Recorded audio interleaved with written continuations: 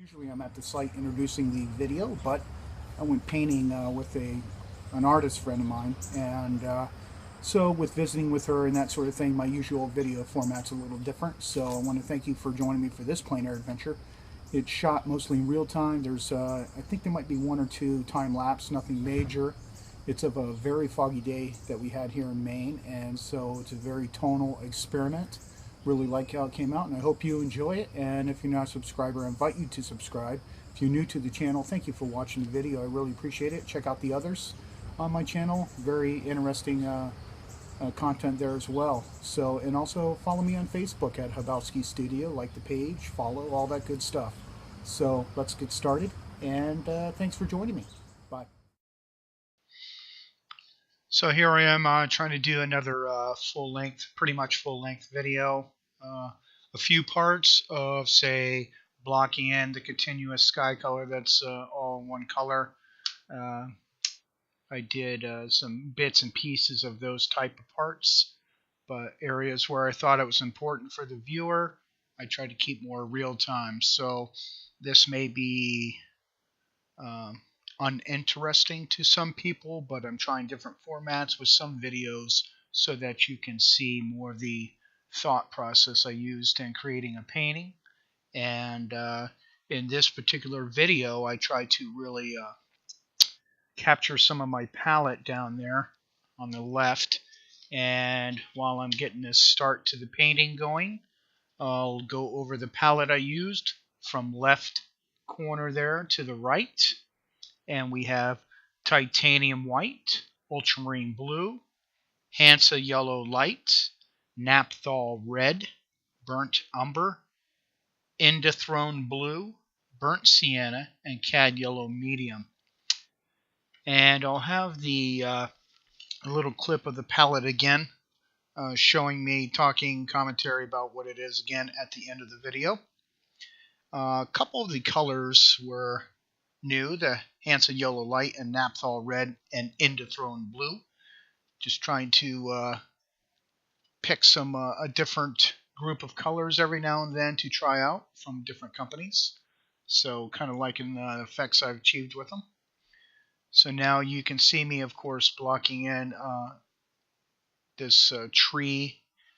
The landscape is a foggy landscape that I went out early on in Maine here with a painter buddy of mine. That's why I'm not doing commentary there on site, just so if I wanted to have conversation with her I could without stopping and starting the video.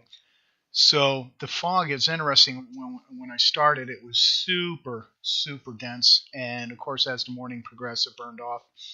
So this is, I think, probably under 2 hours. So you can see the colors that I'm reaching for to achieve certain effects there, and it's really fun to try to get the effect, haze of fog and that sort of thing, and really it becomes a tonal exercise in mixing your paints and getting the proper value, that sort of thing. Usually don't paint subjects like this. No reason, just not usually my visual appetite, so to speak. And I purposely wanted to try to tackle this subject because I wanted to kind of spread the horizons about my skill set. And I think every painter should do that once in a while. It doesn't mean you're going to go off on a run and paint a bunch of, different types of subject matter than you normally do, but we all have our artistic aesthetic that we like. I usually like very much contrast, things with contrast in paintings and that sort of thing. Now, when I start to build the trees in the foreground, I'll get more warmer tones into the paint with the mixtures of the warm yellow and the blues. And you can see how in the beginning this stage is very kind of thin and fluid to allow me to push and pull the paint around. I'm painting on a 1/4-inch panel.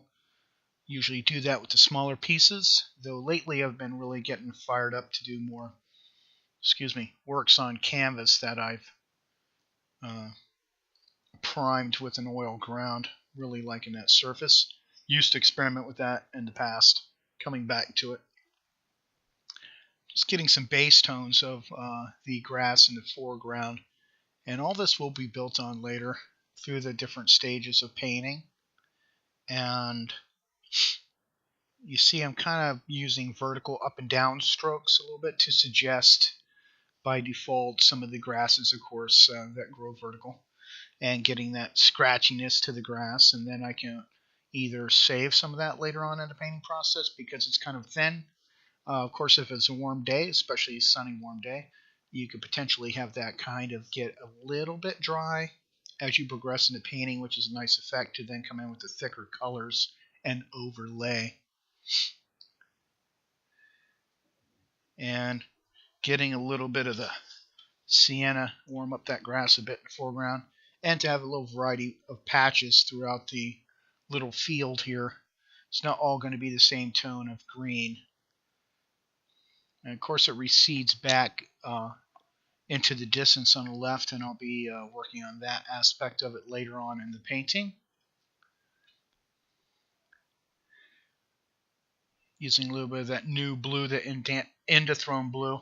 I just thought I'd try these more kind of synthetic colors for like a primary palette, using just the Indothrone blue, Naphthol red, and Hansel yellow light with white and potentially black sometimes, and see where that might take me. So I've yet to do a lot of paintings with those paints. I just recently purchased them, so it's going to take a little bit. Putting in some warm notes in the grass, balanced by a little cool sort of greens. Now you can see I'm not working on the sky yet. I go back and forth depending on, well, right there, sorry to pause for a moment. You see me kind of working on some starting the tones of cooling those greens as it recedes away. But I haven't worked on the sky yet because just try different effects, like I was saying about. In this case, it's a little more than 2/3 the painting is taken up with the trees and that sort of thing. So I really want to kind of nail all that first, get some really working values and tones in there before I commit to some of how really dark I want that fog look. It can be potentially hard to match because it's a very light value against some of these darker tones and values you see in the fields and trees. And I don't always follow that sort of thing, but it depends on the subject sometimes. See, here I am matching if it's too light, too dark. I put a stroke, mix up some more color, see what I nail, and then once I've committed to seeing how that looks in relation to the other values and colors going on, then I commit. I could start out in one corner and just scrub across and put the paint in, but I kind of like to dance around a little bit, especially with your mixture might run out as you're painting along. So if you have it in spots, so to speak, across the distance of your painting there, I think it facilitates when you have to mix up more paint to work those strokes in amongst the other strokes, and then it'll look continuous as opposed to potentially not having a perfect mix, as you have to mix if you worked consistently from left to right or right to left as you progressed along. You will have, of course, cases where in more clear sky, the progression of light to dark, where the light source goes away to one side of the painting or the other, so you'll have darker transition of sky and such. But in this case, the fog was pretty much all over, so really didn't have that atmospheric effect. And what's nice, once you start getting some paint on there too, you can really kind of do some nice blending, as you can see I'm doing with this flat brush. A lot of times painting just up to the shape I created of the trees, other times reshaping parts of the trees, and then I'll come in later with sky holes and that sort of finessing of edges, all that technique. using smaller brushes to get into the smaller parts of the trees.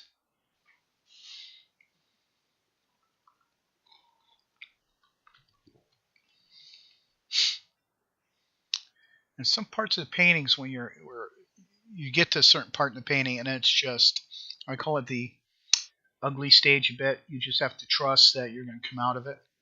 And this is sort of that stage. Again, because I don't normally paint things of this nature, it can be hard sometimes to pull out elements, to maybe even exaggerate certain elements to create some contrast.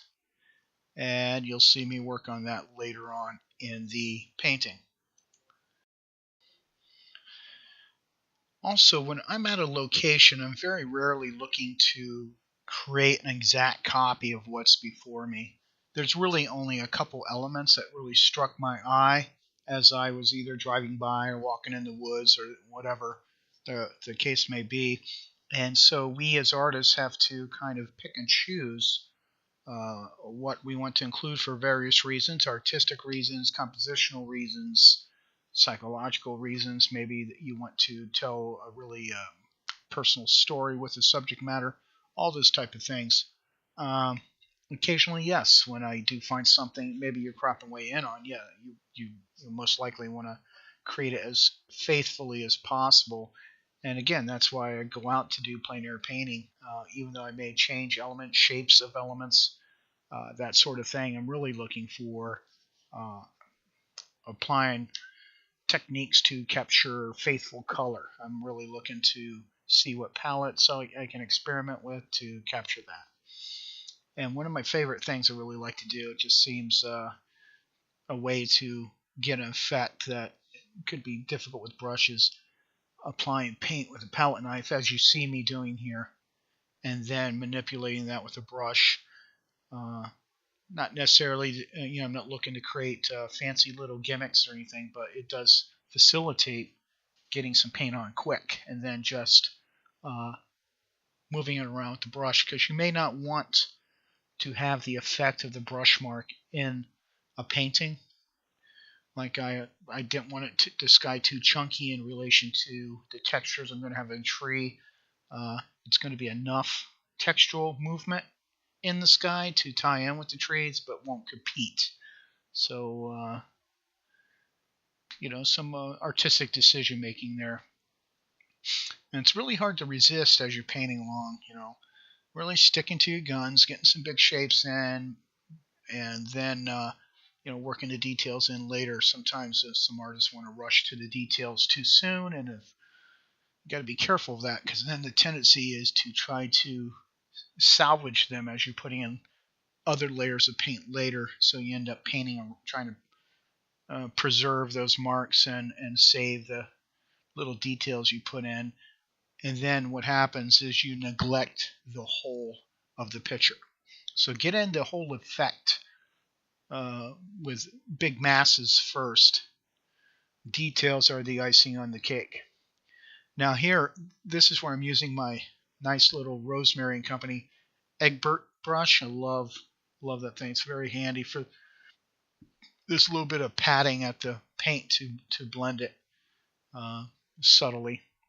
I'm not looking for a super even blend, even though, like, if you were to look very close at this painting, there's different subtle little different values going on, and I think that adds interest in the painting.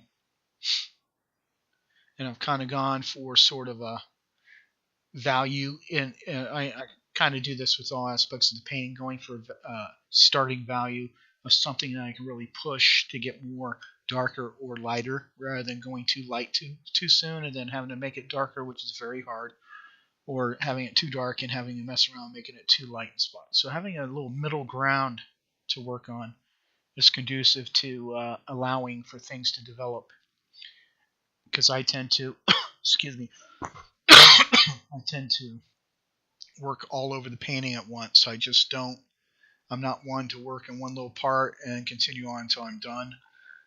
I've just always kind of I want one part to relate to another part. And sometimes you're working on a part of the painting that maybe you're either getting a little, you've been working on it a while and you're mentally getting a little tired of working on it. So move on to another part of the painting that you know is very easy for you to achieve, and then you could it could facilitate coming back to the other part with a fresh mindset and that sort of thing.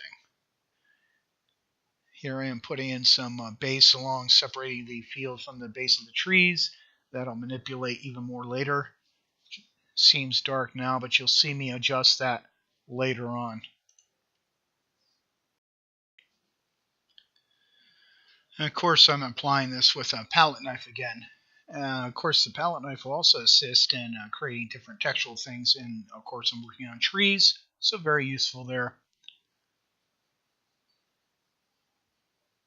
It's really fun to do this technique because you can really suggest a lot without getting into noodling the paint too much and give a more realistic effect, so to speak.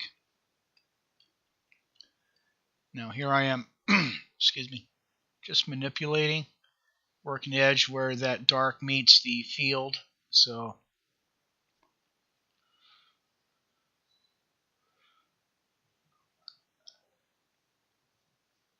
using a small round brush. Now I'm pulling out some of the highlights on some of the bushes within that. So now you essentially you've got your mid value and you put in your dark, and now you're putting in a light. And it's amazing how quickly you can get a sense of realism. Then you can nuance as much as you want the excuse me, subtle differences depending on how high a level of realism you want in a scene. Now here I am where I painted the sky previously up to some of the tree shapes. Now I'm mixing, pushing that paint up into the light tone. Especially useful for back there. You can see me working on the background trees to really ghost them into the sky and get an effect of fog. And then as the trees closer of you come into focus and become more chromatically pure, it can give a really nice sense of distance.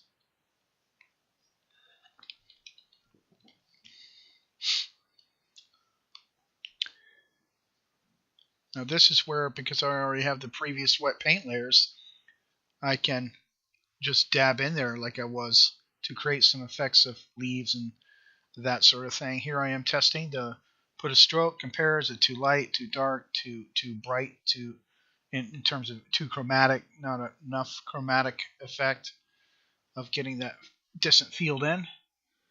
Cutting in a little bit of that field through the trees so there's air in the trees, because trees are usually not super solid objects unless, of course, they're one layer in front of another and so on. That can get pretty dense, of course. Just creating some effects, painting, leaving negative shapes that become tree trunks and twigs and that sort of thing. Now working on the same idea for the sky. Again, I've mentioned this in other videos. If you were to compare the color I'm painting inside the tree to the actual sky color, it's going to be a little bit darker because it's surrounded by dark. So if I made it the same value as the sky and then put it in there, it would seem too light to contrast with the trees and would look pasted on. So experiment with that idea. Now here I am finessing more around the edges of the trees. And you can see like, oh, well, you're going to end up with small strokes around the edges of your trees in relation to the strokes in the sky. But you'll see what I do for that in a moment. This is where you can get into the finessing of the subtleties in the tree shapes. Really like the synthetic rounds, pointed rounds, really useful for, my go-to brushes for painting a lot. I like my flats, but some people paint exclusively with the flats, creating a very chunky look to the paintings. I like that in certain effects, but Now there's that nice little tool I've used before with the rubber tips on the ends. Find them in craft stores and stuff. This is where, since the paint is wet and I have that grayish toned base before I painted on it, pulling out the fence posts that were on the edge of the field. Really nice technique using this tool. You don't want to go too crazy with it, but it's a nice way to, in some cases with this, I'm going to put in some other layers of color over the fence posts to bring out some of them. But so it's twofold. It can so you can paint in big masses and not worry about details. I can then remove some of the paint to put in the lighter tones of paint so that they don't intermix too much with the thicker previous underlayer, because I've removed it with that tool. So useful. You could do it, with a palette knife too, but that tool's handy because on one end it had a point, the other end has a kind of a chiseled, so you can get different effects depending on how you hold it. Getting some layers. Now just kind of, you can always adjust, like if you thought the sky holes were too much, you can bring them back in. Just so forgiving. Oil paint's just so forgiving. I mean, if there's a whole section of tree that maybe you didn't like, you can just take a paper towel and with a little bit of a heavy hand, stick your finger in it and just wipe off that paint that you want to remove. Flip the towel, remove it again. Any residue you can just clean up with a dab of turp. Apply your paper towel again. Keep wiping until you're down to the ground and repaint.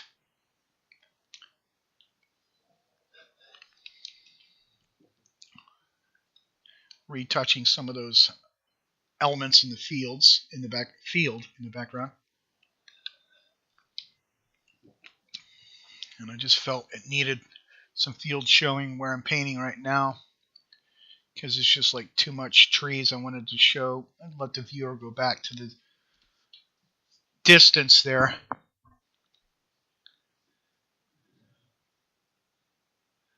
And what's cool is sometimes to bring out those fence posts more, I can paint, either get them bright with paint, painting the posts, of course, or paint dark around them. So there's multiple techniques that could be of use to painters out there. Again, my trusty little round brush.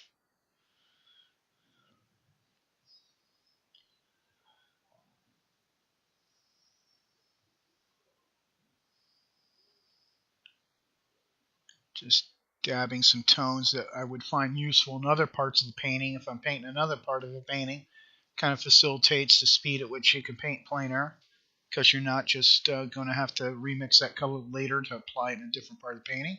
You can kind of dance around and apply it where it's required,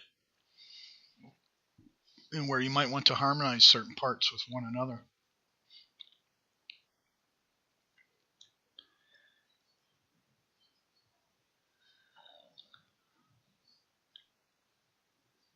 A few effects of individual leaves, just so it's not like a cotton ball looking tree.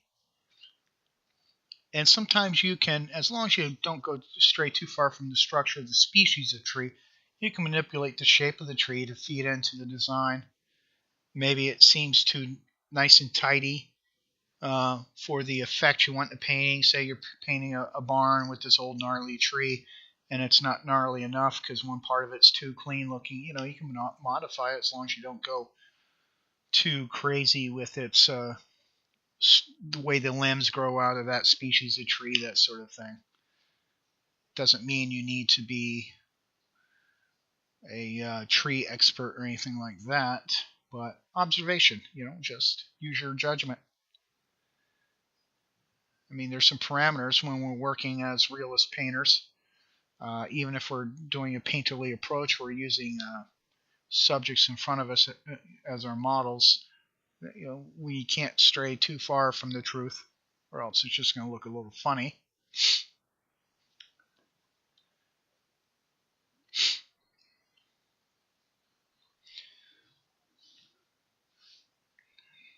I'm working on some tree limbs here,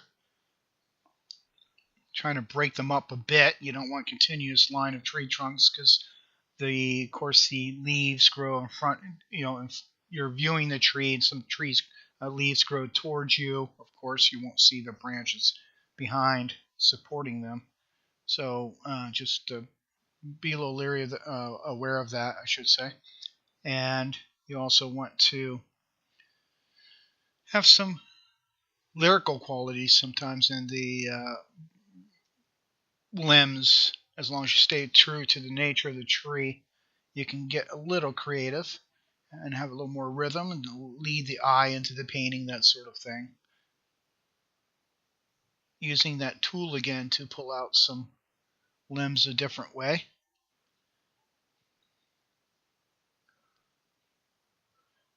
The more I paint, the more I'm actually experimenting with using other tools besides brushes for mark making. I'm really liking the effects I get and suggestion of detail that I'll then, if I want to, paint over and refine later. And I suggest you do that too. Matter of fact, I just had a little play date, I call it, in the studio yesterday, where I took a couple canvases and just took two colors and white and experiment with applying the paint with a palette knife to create texture on the surface, and then scraping some of that away, and then manipulating some with the brushes, create random abstract pattern with a little angularity to it that, once dry, I'll go back into and work on a painting in either maybe a cityscape or something that facilitates using that angular elements in the abstract painting. And I think it's going to be really, really cool effect. Right away, I liked the abstract paintings. I mean, I really like how they turned out on their own. So keep you posted on that. I'll be posting actually a couple little pictures of that on my Facebook page on habowskistudio later today.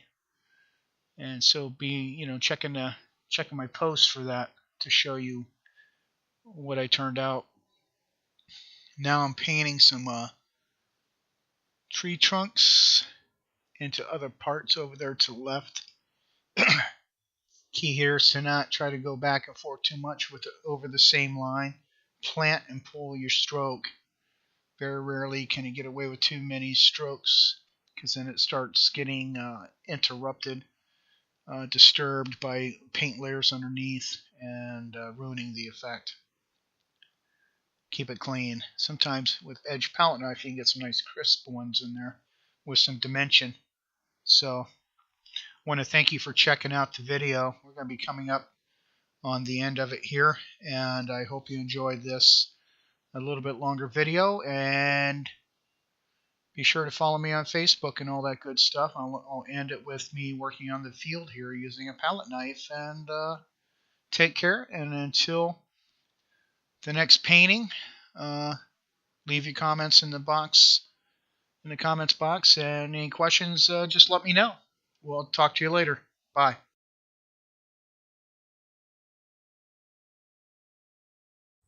Okay, the colors I used were titanium white, a little bit of ultramarine blue, Hansa yellow light, naphthol red, burnt umber, indothrone blue, a new color I'm trying, kind of like it, a little bit of burnt sienna, and some cad yellow medium.